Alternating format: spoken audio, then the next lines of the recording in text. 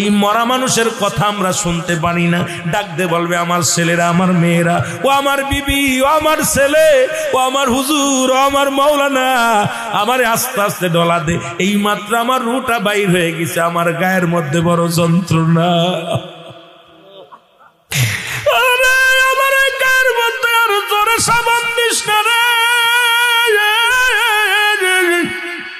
কেউ বুঝে না, কেউ বুঝি না, কেউ শুনি না। ওরে মুসলমান শুনে নাও, এই গরম পানি দিয়া যখন ডলা দিবে রে, চিৎকার করে বলবে ও আমার ভাই আস্তে আস্তে ডলা দে, আমি আর সহ্য করতে পারি না। এই মালাকুল মউত এই মাত্র আমার রুটা নিয়ে গেছে, আমার সমস্ত গায়ের মধ্যে জর্জরিত ব্যথা।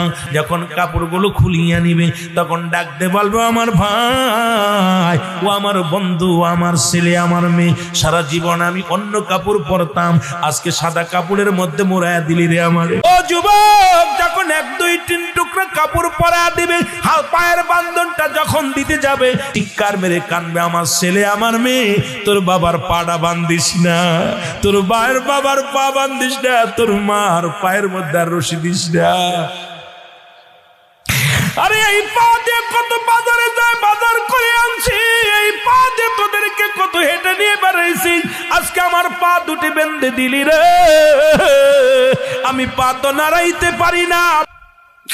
দ্বিতীয় বান্ধন যখন তোমার দিবে রে, ডাকতে বলবে আমার আদরের ছেলে, আদরের মেয়ে রে,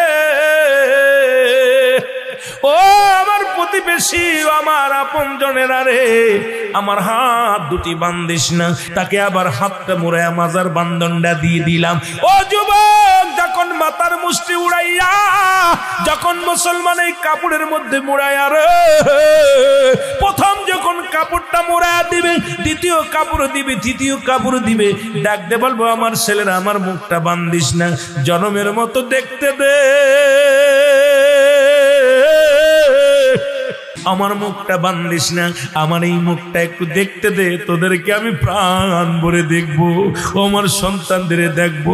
তো আমারে বিদায় দিস না, বিদায় দিস না, আমি তোদের, তুই কেমনে থাকবো রে, আমি কেমনে থাকবো।